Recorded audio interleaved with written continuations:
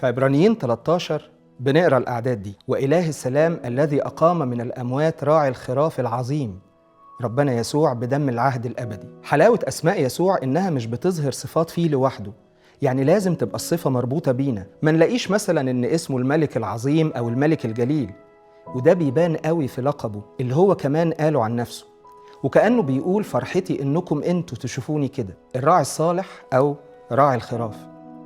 يسوع قال عن نفسه إنه راعي مش عشان يورينا شطارته، لكن عشان يورينا حبه وتضحيته. لما جه يفسر ليه قال عن نفسه كده كمل كلامه وقال: والراعي الصالح يبذل نفسه عن الخراف.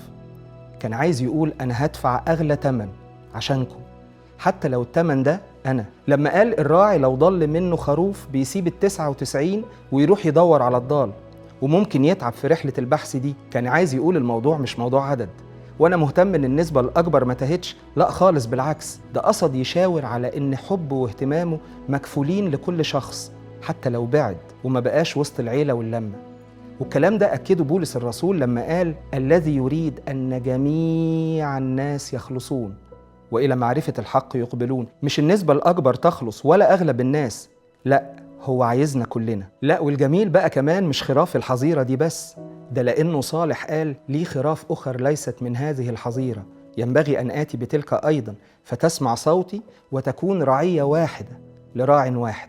أجمل حاجة في الاسم ده التعريف بقل، علشان هو الوحيد اللي يستاهل اللقب ده في المطلق، يعني مش راعي صالح ممكن يتكرر، لا، ده هو الراعي الصالح. تخيل معايا كده النعمة إن ضابط الكل جاي بنفسه يقولك أنا اللي هراعيك واخد بالي منك. تخيل إنك حتى لما بتبعد ما بتخرجش من حساباته، حتى لو في غيرك ملايين. عارف السما بكل عظمتها واتساعها بكل مجدها ونقائها بتفرح لما خاطي واحد بيتوب. أهو الخاطي الواحد ده المسيح بيمشي وراه في كل حتة، وموافق يتحمل أي طريق، صلب، إهانة، عار، ولو حتى الموت، عشان يرجع بالخاطي ويرده تاني وسط إخواته.